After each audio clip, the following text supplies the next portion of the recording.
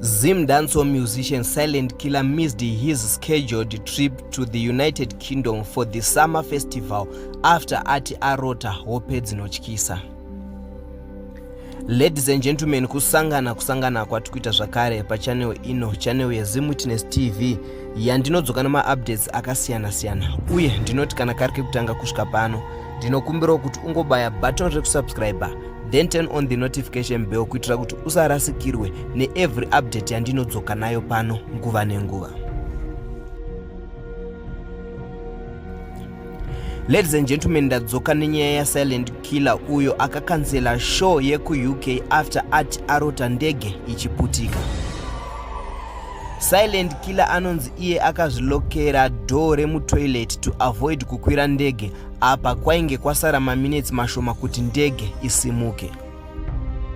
Promoter ari kuchema kuti akadisappointwa naSilent Killer because anga atenga tiketi rinodhura re-1500 kuti ange achienda kushow yake yeSummer Festival ku-UK iyo iri kupromotwa neY2K. But before that, arikunzi akatombotanga azvilokera dho mumota make akasiwa nendege yekutanga. Vamwe vaimbi vaifanira kunge vachipefoma pamwe chete naSilent Killer vakatosvika zvakanakisa pasina chaitika. Ma-artist aya anosanganisira Alec Macheso, Selma Mtukudzi. So promoter with this show ataura iye akati Silent Killer brand dzake dzinenge dzisiri kuita mushe, anotoda rubatsiro. So ladies and gentlemen, kuda kuti munzwe promoter wacho vaFred Matenga veY2K vachitaura pamusoro penyaya iyi. Ladies and gentlemen, muchipedza kuona video rino ndinokumbira kuti mumhanye mucomment section muchitiudzawo zvamunofunga pamusoro penyaya iyi.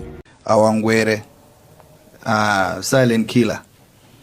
It's very unfortunate that we've got to a situation whereby his visa, everything, he has it, and he went to the airport today. This sounds like fiction, but that's what happened. He went to the airport today, managed to check in for the Ethiopian Air flight at 3 o'clock, the 3:05.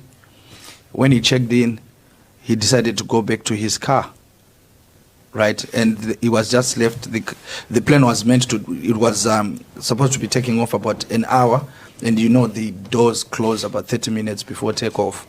So instead of going to the plane, he decided to go to the car, right? So we frantically tried to get another ticket, and Alex, my colleague, he was sorting that out with travel agents, managed to get him another flight, which was leaving Harare at 6 o'clock.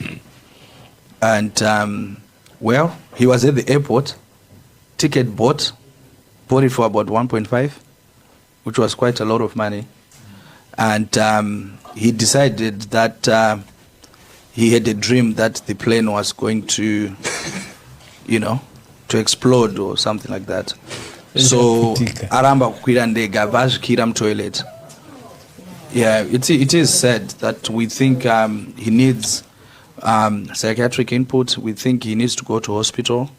So unfortunately for the people who were looking forward to see Silent Killer, this situation has gone bad. And again, it's nyaya dzangatitarwa na Macheso sokuti kutora zvinodhaka, right? So we have situations like that, which is really unfortunate.